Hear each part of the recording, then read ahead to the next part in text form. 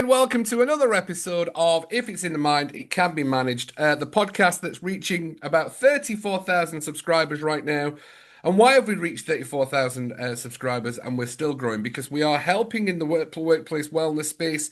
We're helping people understand the power of culture and how businesses can actually save money and generate more money within the business. We're talking about mindset and mental health for ourselves and for everybody, creating more solutions, and we're also helping coaches grow their business as well. And it's such an important part of the solo entrepreneur business to be able to learn as much as possible. I know I'm a big learner, Steve, and I'll introduce you, and then we'll have about that chat about journey of learning through solo entrepreneurship, which I think is a big word, and I can't spell it. I have to Google entrepreneurship every time I type it. So, Steve, as if you were on blind date, you're contestant number three. Tell us who you are, what you do, and where you're from. Fantastic, Cuddy. Thank you for the invite to coming on. So, my actual name is Steve Lees, and my business is called Coach for Growth. But you might be wondering what on earth this person sat behind me is. I did Well, wonder what Frankie was, yes. yeah, well, so that's Frankie Gritt, and Frankie Gritt is my alter ego, and he's my he's the persona that I use to explain to people the type of coach that I am, because I am fairly no nonsense. I am a no bullshit, if I'm allowed to use that word on this podcast. Knobs. I You're a already have. knobs Never coach. mind. I you know. I don't cuddle excuses, Cuddy. I give lots of support, but don't cuddle excuses. And Frankie, there's a story behind where he came from. If you want to hear it, I'll tell it. Um, but that's what I'm on a mission to help solo entrepreneurs realize that they should get help and support in how they get their business to grow. They don't have to do it on their own. I I think this is a good subject before we go into what we're actually going to talk about, which by the way, I'm like, oh, I need that. That's perfect and bang on. What is it about the solo entrepreneur?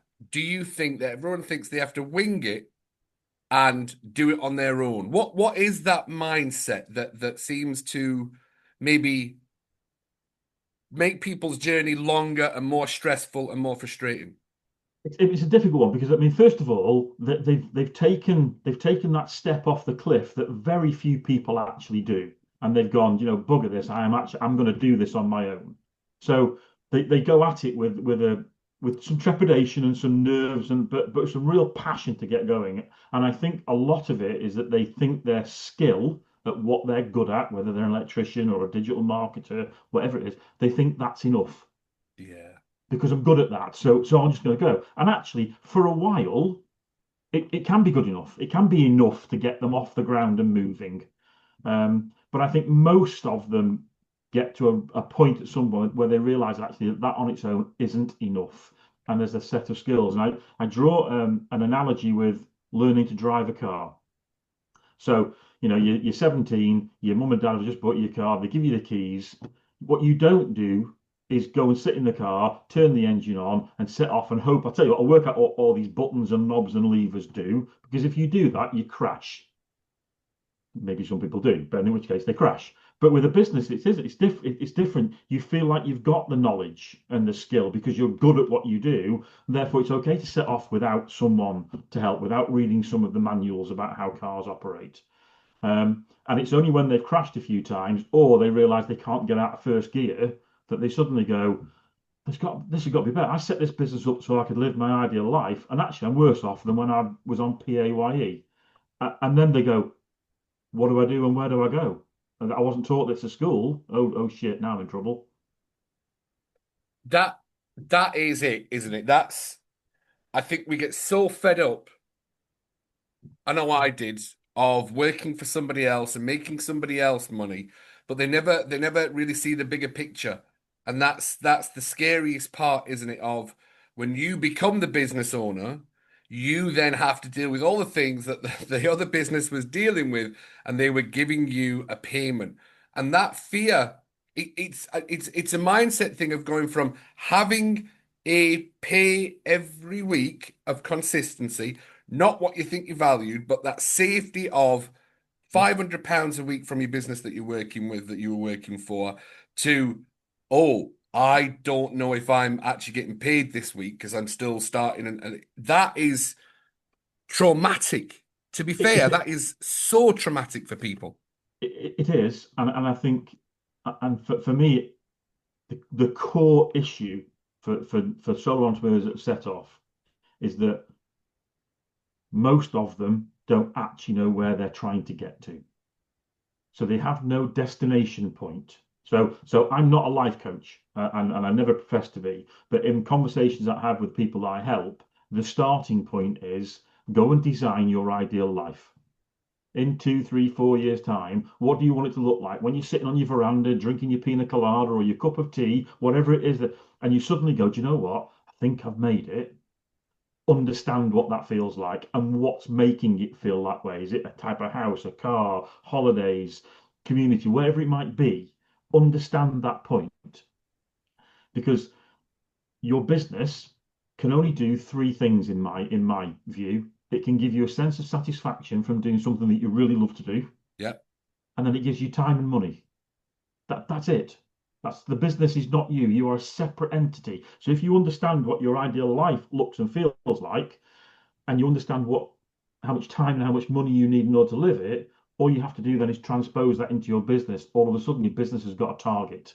That's what I need to do. My business needs to deliver X over and in this amount of time. And then a bit, I'm full of car analogies, sorry, but then it's then a bit like a sat nav. A sat nav is brilliant, but it's only brilliant if it's got two very, very specific things. Where are you now? Where do you want to be?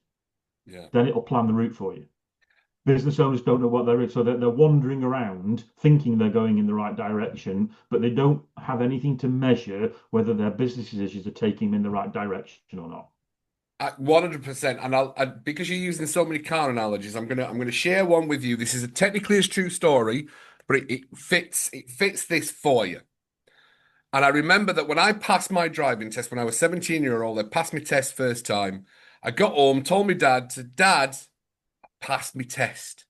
He went, well done, son. Now, I'm going to take you out now. Well done for passing your test. I'm now going to show you how to drive. And I was like, what do you mean? He was like, you passed your test.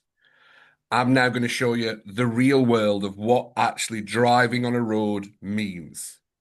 And Yes. that's the same as, and do you know the one thing that you taught me for anyone to take this away is, and I still use it now because you were never taught this when you were learning how to drive, is when it's foggy and you're driving on a back road, because I was from Penistone and there was a lot of back roads, so you can't see the road and there's no lines. So when the car's driving up, they're really bright. All you've got is this fog and cloud around you. He went, look to the side of the road. Don't even look straight on. Look at where the side of the road is and just keep driving to the side of the road. And that is literally everything about coach. Because we're talking to coaches of how coaches can and build their businesses. Look, once you've got your mind management certificate, your brain spotting certificate, your NLP certificate, that's brilliant. You can buy them for 7 quid. You can then profess to the world, I'm now a life coach, I'm a mind management coach, but it doesn't show you how to be in the business of life coaching, It mind doesn't. management. And the only way that you understand it when you're in fog to look at the side of the road like that is because you've done it and you've done it over. And you may have had a few mistakes of it, but you learn through life, through listening Yeah. to other people. So, and that's where business owners need. That's what they need to grapple with for me. Is they and you don't necessarily have to pay for it, but you need to surround yourself with some people that can provide that support, that critical thinking, that what on earth, ask the daft questions. Why on earth are you going to do that? But they need to be people who have been there and done it. So you go down to the pub, all of your mates from work will be full of great ideas about what you should do with your business. Yes. Yeah, they've never been a business owner. They don't know. They have Yeah. no idea what it's like. So find that small group of people that do know what it's like, that you know, like, and trust, Yeah. and then open these. My grandmother said you have two of those and one of those for a reason. Yeah. You should listen at least twice as much as you talk. I don't do very well at that, if I'm being honest, but there you go. But it's true. It's funny because I actually am a really good listener. My wife would say otherwise. However, when I'm out in the real world, I and I've said it before on other podcasts, there's a lot of if you kind of know me a little bit, Steve. I know you've seen me around and things like Mm. that. I'm very loud. I'm very knowledgeable, a little bit gregarious. So when I go quiet, I'm a big believer. If I'm talking, I'm not listening. Yeah, you can't do both at the same time. No. So if I'm talking, I know about the subject I'm talking about. If I go to a pub quiz and I've gone completely quiet, I'm like, I don't know the answer. So I'm not just going to say, oh, I think it's this, because that's silly. We're not going to win the quiz with that. But when I go to like big conventions and things like that, and the people say, "Are you all right? You've gone quite quiet." I'm like, "Oh, I'm a sponge right now. I'm listening because I know I need to take this information in because this will be valuable to me in the future." And that's a really powerful thing for anyone. Somebody asked me years ago, Cuddy, how do you pick? I read the book How to Become the Smartest Person in the Room. Now, I didn't technically do very well with my exams at school. So I could have took that concept of failure. I'm not very smart. I'm not very intelligent. It still pops up for me now. So I think sometimes I do try and overcompensate with the amount of information that I learn and know. Mhm. Um, but I do remember that the book, the consensus from the book was if you want to become the smartest person in the room, know one thing about every subject in that room, drop that in as a little, that's what I know, and then shut up and just listen to what everybody else talks about that subject till you'll learn. So Yeah, the concept of the book was listen to become the yeah. smartest person in the room so that everyone thinks you're the smartest. Be quiet, know one thing about everyone's subject they're talking about, drop it, and then listen. Then you'll learn everything you need to know about everyone else. You will. And the other thing I would say, just talking about being in the room, there's a guy called Nigel Risner, who I don't know whether you've met or know, but he's an international speaker now. And his phrase is, if you're in the room, be in the room. So concentrate, put your phone off, listen to what's going on, be attentive, because it's amazing what you will find out if you just focus on that one thing. Yes, So true. absolutely. It's such a powerful tool. So you are here Hmm. for a fantastic subject today, actually. And you instantly piqued my interest on this one. I was like, oh yeah, we definitely need to talk about that. The no bullshit coach or knobs coach, as I like to call him. That'll do. Knobs. No bullshit. Someone said, "Do you realize that's knobs?" I'm like, "Yep, that's why we're calling it the no bullshit knobs." Um, it's a powerful one, and it's understanding people's buying journey, who you're not selling to and who you are selling to. And Hmm. I want to drop this little teaser because I've got a feeling you're going to talk about this for an hour, and I'll probably not have to say anything. So you were said that that 3% of people in your ecosystem are ready to buy from you. Yes. However, it's the 97% of people who are in your ecosystem or in your world that are not ready to buy yet, and it's how to communicate to them, and you have a concept around that. Is that fair for me to say? Yeah, yeah, yeah, exactly. Yeah, I have Perfect. a whole sort of ethos and things about. First of all, I mean, there's almost a step before that, Cuddy, and that is how do you get people into your ecosystem. So, Perfect. so if you imagine, um, let's imagine that you know who your ideal customer is. Yeah. It's a big assumption because actually most business owners actually in reality don't. But let's imagine that the whole world is full of people who are your ideal customer. The vast majority of those people don't know you exist. And I call them audience one. So audience one people, they're obliviously going around without, they have no idea that Cuddy Cudworth or Steve Lees or Frankie Gritt exist. Um, and you have to take those people from audience one and do something that moves them into audience two. And audience two is just that. Actually, all of a sudden now they know you exist. They might have a little idea about what you do, but they've not expressed any interest in it. But they know you. They've heard your name. It's there. And then there's audience three are those people actually who've bought something from you that you would like to have an ongoing relationship, and hopefully they'll buy something else. So you've got three big audiences, and the messaging and the conversation and the marketing and the talking you have to do to move people between those is fundamentally very different than each other. So it's useful to get your head around that. So when you're throwing marketing messages out into the world, you just need to understand first of all that the overwhelming majority of people don't give a crap. They've not heard you. It's just like white noise.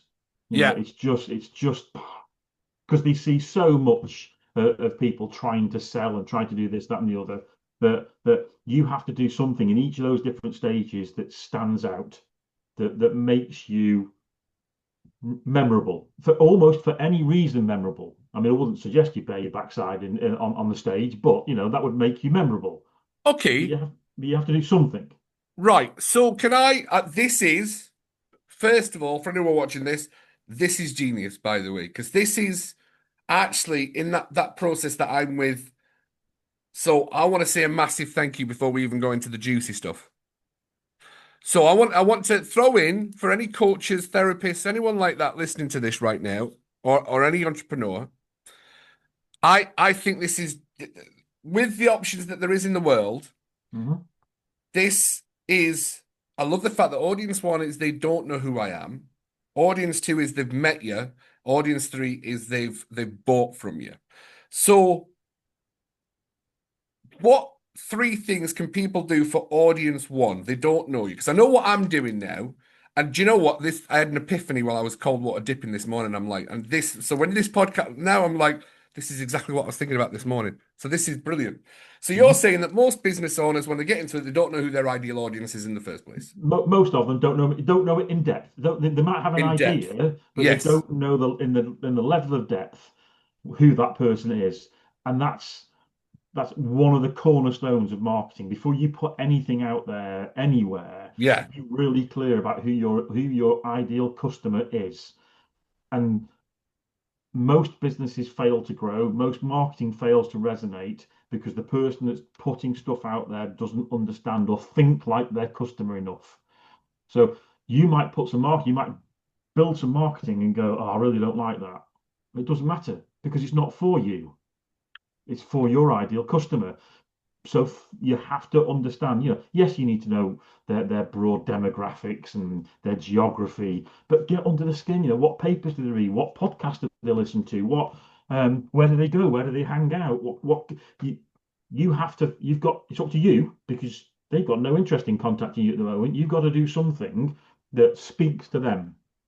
So first of all, you have to really understand them in lots of detail. And then the second thing you have to do then is you have to then craft a message that resonates in the right language that's going to resonate with them, the right sort of pictures, the right colors, the right phrase, whatever it is, it's the message. And it's only at that point can you start or should start thinking about where do I put it? Where most business owners go, oh, I'm going to do some marketing, a building out, I'll put it on Facebook. Well, you no idea whether your ideal customer spends any time on Facebook or spends the right time on Facebook. So that's So the age demographic thing because Facebook is older people now and Instagram is younger people and then TikTok's even younger people, right? yeah, but it's understand your market, understand your message, understand your media, and it goes in that order. You can't start with media because you're just throwing mud at a wall and hoping some of it sticks.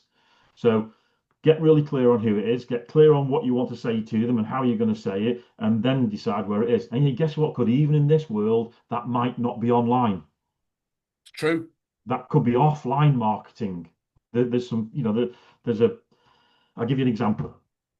And this is not my. I use it. I plagiarize it. I nicked it off someone else. But but if I want to have a meeting with someone, and I live in the middle of nowhere in Scotland, so most of my meetings are online. I'll do a little bit of connection and hopefully get them to understand who I am, and then I will send them something through the post. And I send them a little box. I send them a little cup that's got my branding on it with a tea bag in it, which is a branded tea bag, and I handwrite a postcard that says, "I really want to have a meeting with you, and the drinks are on me." Oh, mic And drop right there. Tactile, that's personal. and I'd love it to have been my idea, but it wasn't. Somebody else told me about it, and I just went, "Oh, that's genius, absolute genius." So are you, because in a world of social media, you've gone personal touch. It's you have to break through. You have to do something that's different. So, and that can be anything. So, there's a guy I know who lives in Edinburgh, and when he goes face-to-face networking, he is always wearing the loudest Hawaiian shirt you have ever seen. Yeah. I've always got bright pink shirts on and Yeah, I've got the hair. Yeah, yeah, yeah, yeah. because visually, all of a sudden, then people remember that I've met that really strange person who looked different to everybody else, and it Yeah. doesn't have to be um, that obvious.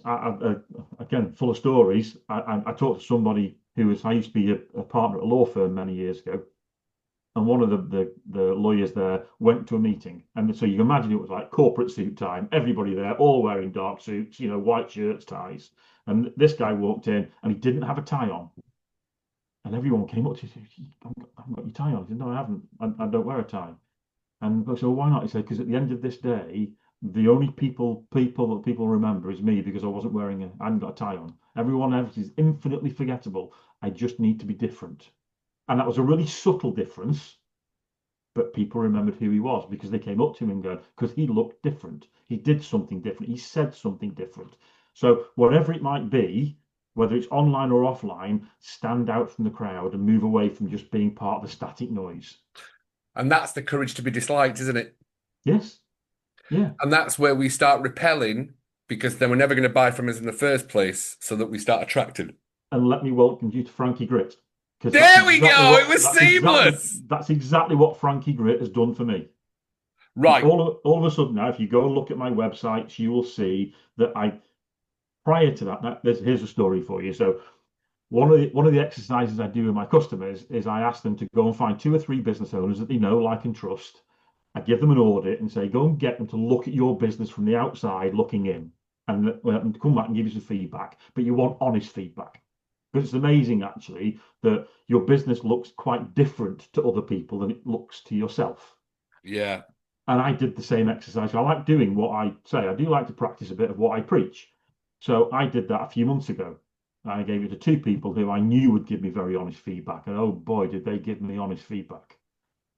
It basically just said corporate boring crap. They said, if you change your name and put somebody else's name on your website, it still works.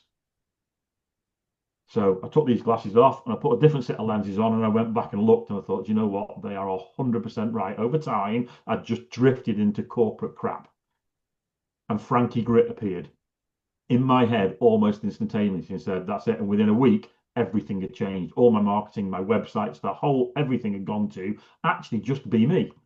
And Frankie repels people, because if you want a coach who's going to put their arm around you and give you a big cuddle and go, don't worry, everything's going to be all right, I'm not the person. But if you want someone who's going to give you some hard truth and some honest feedback and support to move forward, I am. And all of a sudden, the people that started to come towards me for conversations were people I wanted to talk to. Yeah, you're right about that corporate bullshit, by the way. I mean, I've been in corporate for years. And Yeah, that's the I one ain't thing got I a didn't problem with want to do. corporate. Yeah, I don't have a problem with corporate. I worked Royal Caribbean for years and I loved it. So I took a lot of lessons away from that and stuff like that. But yeah.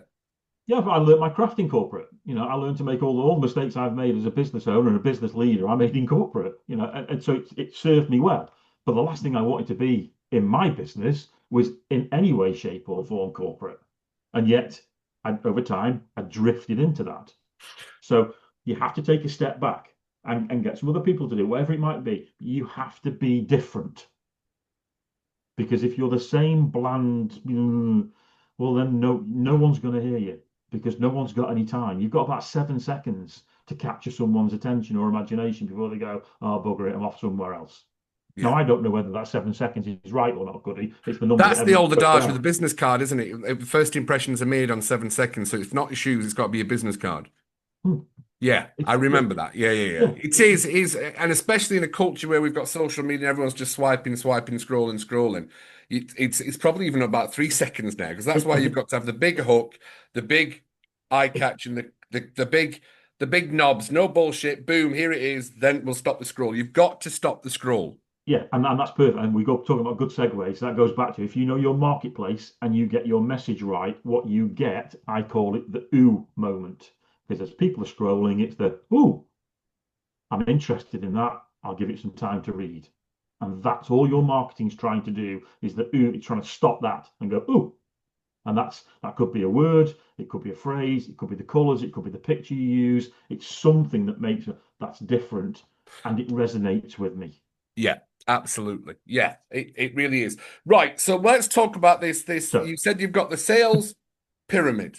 Yeah, so it's a buying pyramid. A buying pyramid, It's a not a money pyramid buying. scheme. Just make sure we're clear. No, it's not Not a a Ponzi, not pyramid a Ponzi scheme. No, scheme. no, absolutely No, not. not a Ponzi scheme, but you've developed a pyramid of buying, if you like. Buying intent, buying thoughts. Yeah. So if you imagine a pyramid, Yes. and right at the top of that pyramid, there's a little section which is 3%. And those are people that they're just there, they're ready, they want to buy your product or service now, or a product or service similar to one you sell. And if you happen to stumble on those, you stand a good chance, if your product's good, of getting a sale fairly quickly.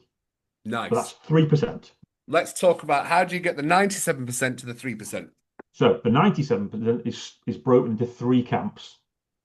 So right at the bottom of the pyramid, there is about 40%. And just before I go on, this is pretty universal. Doesn't really matter which industry type you're in or what products or services, it's fairly universal. 40% at the bottom aren't even aware that they've got a problem.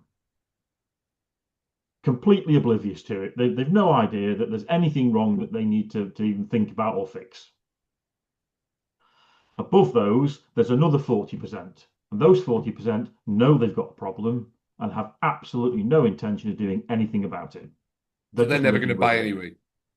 In that 40%, they're not interested in doing anything about it whatsoever. And then above Why? them, Just out of interest, why? because they're fearful of doing something different. They don't think the problem's big enough. They don't recognize what impact the problem's having on their ability to live their life effectively or as well as they want to. So they're just coping with it because they can. Suffer. We like to suffer sometimes, don't we? Exactly. Yeah. And then above those, then there's that little 17% gap. And those 17% gap know they've got a problem, wanting to do something about it, but they've just got loads of questions because I they're love trying this. to This is brilliant. understand what that issue is.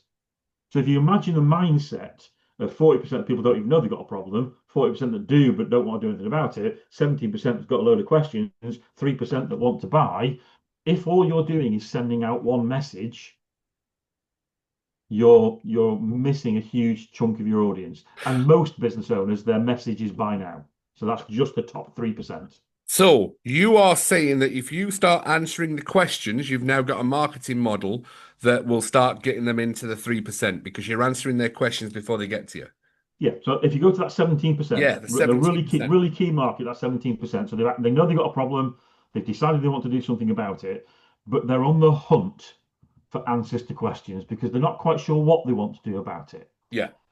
So there's a book by a guy called Marcus Sheridan called They Ask, You Answer. And it talks about his journey of originally the business he was in America was trying to sell swimming pools in people's backyards. But he went through, and I won't bore you with the whole details of the book, but he basically said, if you can be seen as the person that provides the answers to those questions, then those people will knock on your door when they're ready to buy. So if it's your website should be all about your customer and not about you. There should be a little bit about you, but overwhelmingly, it should be all about them.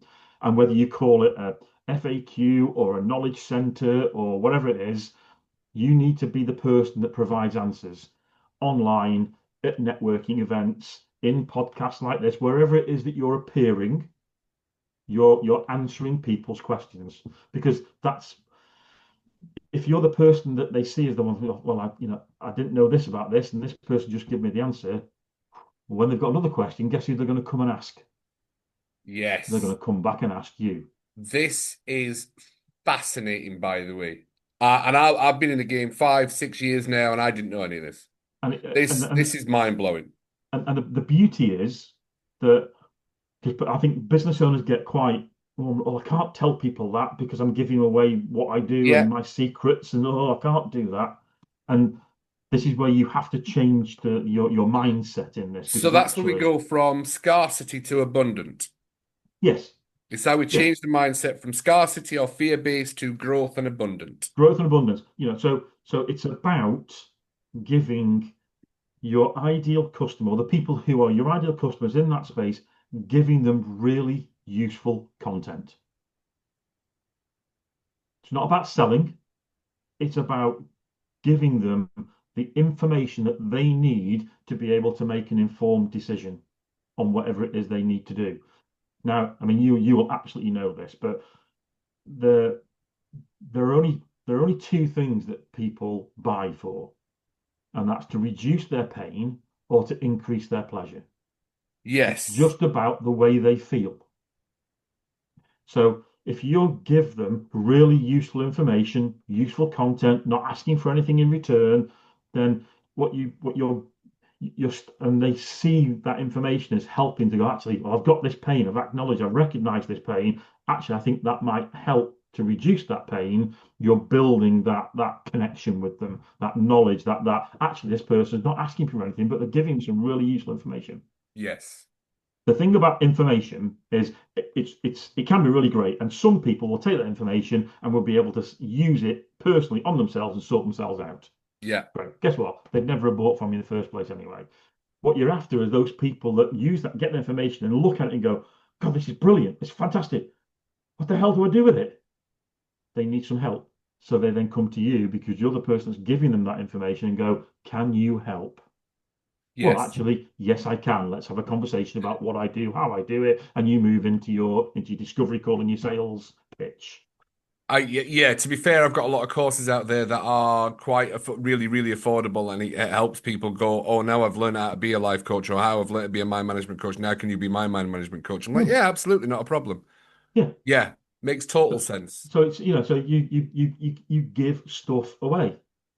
You give, but it's got to be useful. You can't just giving crap away. You've got to give them things that are useful because don't forget in that 17% section, they've already decided they want to do something. They just don't know what, and they've got lots of questions. And if you can be seen as the expert, they're far more likely to come to you as they move up that process to get to the point where they go, right, actually, I'm now ready to buy something to help with this. You are much more likely to get that call. So what you're doing in a place of abundance is you're focusing on the 20% because the 80%, 40% of the ones weren't going to buy off you. They don't have a problem, and 40% of them don't know. So you've got a possibility, just using a little bit of statistics here, then you've got a possibility of creating a market share of 57. Because 40% don't know they have a problem, but they find you then and they realize they do have a problem. So you've got 40% there that you're going to be able to, which is your audience one. Yep. Then you've got the 40% of people that don't know, they know they have a problem, but they won't do anything about it. So they'll just take all the free stuff off you anyway. That's the audience too. So then we're saying there is a possibility for a 40, knowing that there's 17%, so that's a 57% of a market that you're going to want to be able to talk to get them to that 3%. Yes, absolutely. And don't and I would say don't lose sight of the bottom 40%. The bottom 40% don't know they've got a problem. Well, But that once they means do know they've got a problem, then they go into that 17%. but it also means that you have the opportunity of actually doing something which makes them realize they've got a problem. And you help them move up into the 40% that've got a problem, but they might not be ready to do anything because they don't know they've got a problem because they're oblivious to it. They're unconsciously incompetent. Well, tell you what, make them consciously incompetent then. Show So them I that they've got a problem. make him consciously incompetent. So you're definitely the expert on this. So I've got a pet peeve, and I don't know if this is part of a marketing thing that people have. Then is the ones that don't know they have a problem. So I see a lot in my business for here is some signs that you are depressed. Here are some signs. You might not know you're depressed, but here are some signs. Or here are you might not know you've got a trauma response. Here are some signs. And they'll list off 10 things. And a lot of people go, oh, I've got that, I've got that, I've got that, I've got that. And then everyone's like, oh no, I've got trauma. I'm like, well, that so I've got a pet peeve about this. Like, let's use one for I started seeing someone on social media and I thought, because I was seeing these symptoms, I'm like, I've got a kidney problem. I thought, right, I better go and get checked. I didn't have a kidney problem. I had a gluten problem, to be fair. I'd rattle on about gluten all the time. However, people read those signs and get misdiagnosed, which goes into a whole new Oh, thing, which is why people are walking around like headless chickens with the wrong label. And I've done another podcast on what if your diagnosis is incorrect. It yeah. genuinely 95% of the time is incorrect, to be fair. So is that like a marketing thing for people to get that 40% don't know they have a problem to get them It, it, into the 57. yeah, it can be, and I agree with you. There's lots of things out there, and the worst you can do if you think you're ill is Google your symptoms because Yeah, because yeah, you, yeah, yeah, because yeah, yeah. you basically only got 3 months to live, haven't you? All the Yes, time. yes, Um, so I would say it's being a little bit more targeted. So again, I talk in my space, which is helping solo entrepreneurs. So if you go and look at my social media content, my LinkedIn posts or whatever else it is, I generally just talk about um, the challenges of running a business.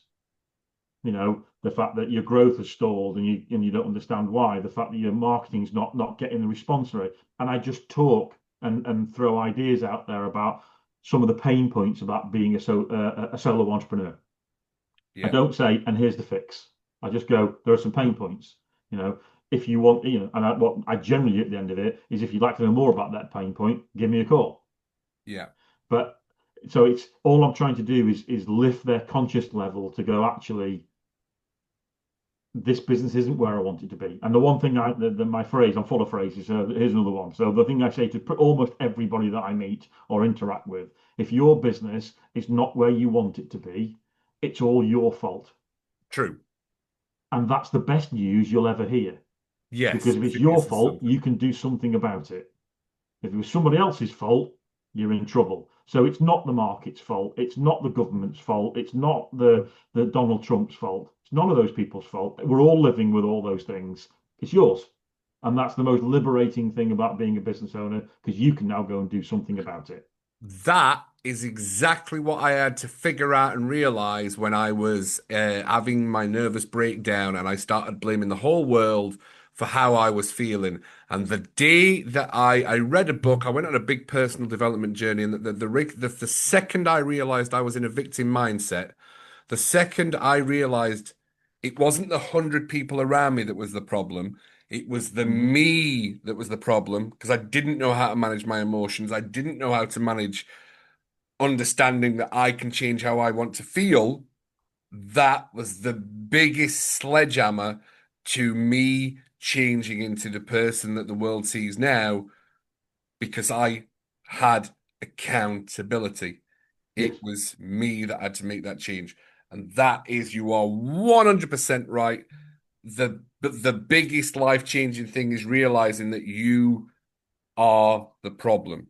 I it's love that. it's incredibly liberating. It's It and it's is. and it's difficult sometimes. It's a hard process to go through. And Cuddy, thank you for sharing your. I've suffered with mental health conditions in the past. Yeah. My journey isn't just one of really nice study. Or hasn't Steve done well? I've gone up and down like a Yo-yo. roller coaster.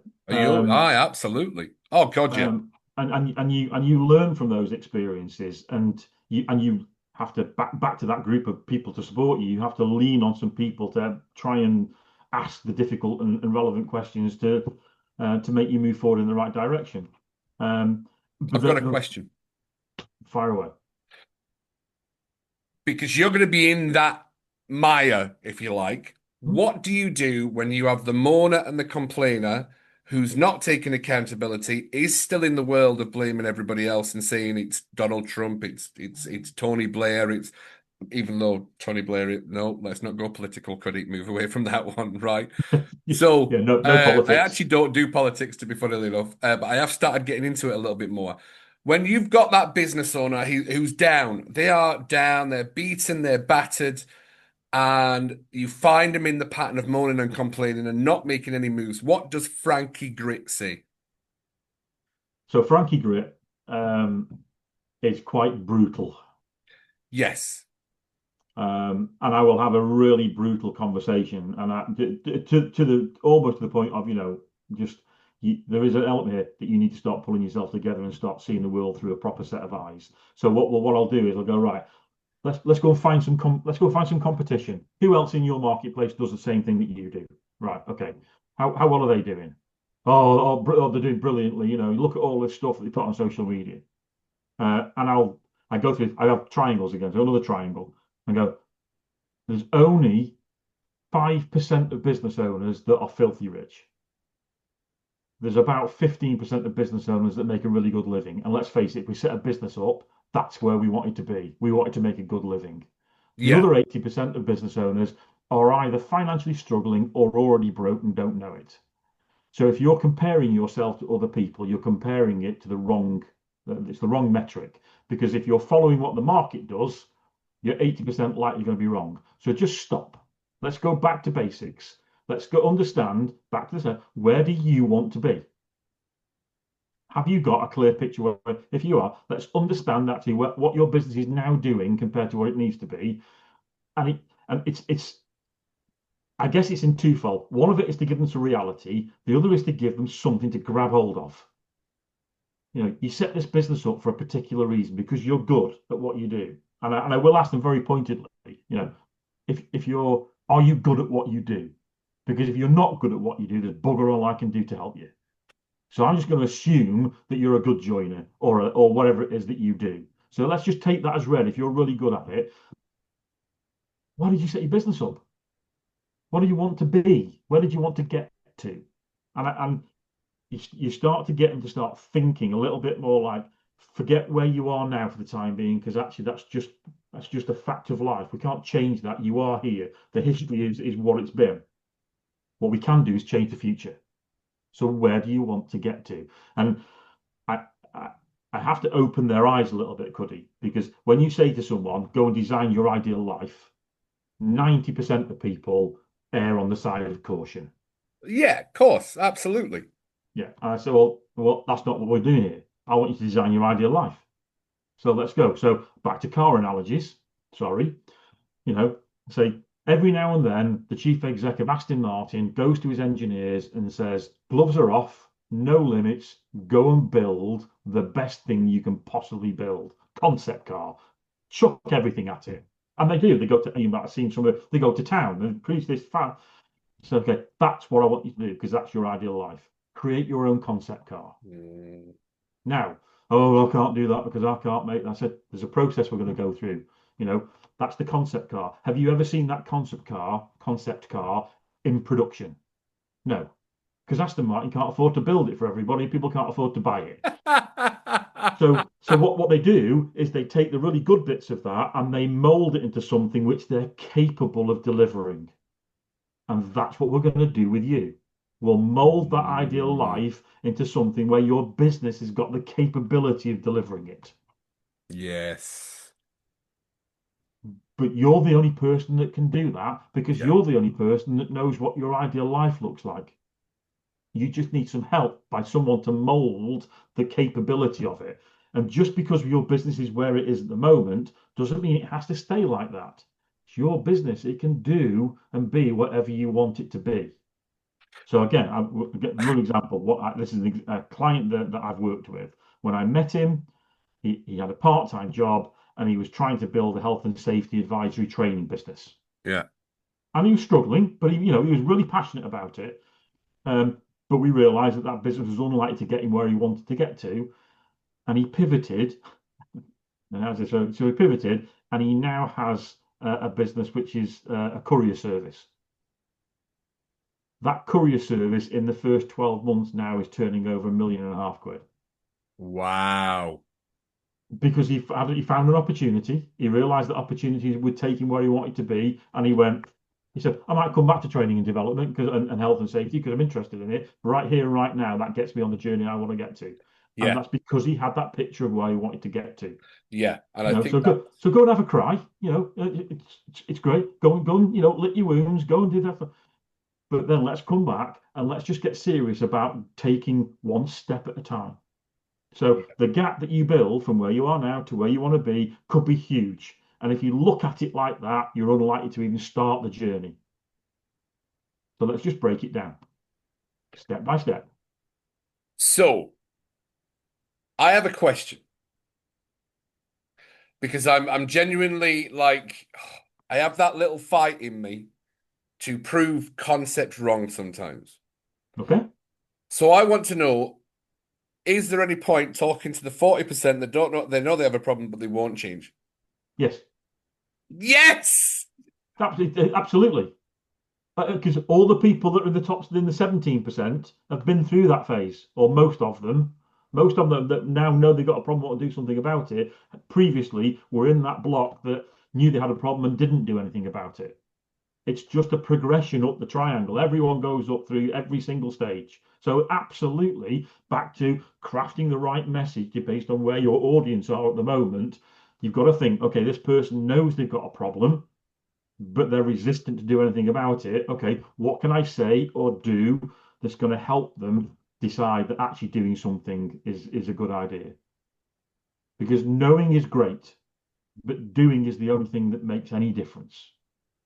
And it's do you know what's the difference between knowing and doing? Taking action. And we don't take action when we're in a space of fear. And that is what most people in that space of fear. So that I want to share something for everybody in here as well. In that space of fear, that's where we create the limiting beliefs that stop us seeing the outcomes that we need. And it's in that space we start self-diagnosing, we start looking for the problems everybody else has and we don't have them. It's in that space that we start procrastinating, think that we've got ADHD, think that we've got something else going on in our lives. And it's not. It's a space of fear and uncertainty that keeps us frozen. And that's genuinely a really shitty place to be for everyone. So I hear you and I feel you and know that with these podcasts and speaking to Steve or Frankie, I do get called Frankie. Some people don't know my name, Steve. yes, I no, because when I saw the sign behind you, I'm like, it says Steve on his thing. I'm sure I'm talking to Steve. Who the hell is Frankie? So I'm glad you shared who Frankie is. Right. So is there anything else you want to share with the world on the Mind Management Mentors podcast?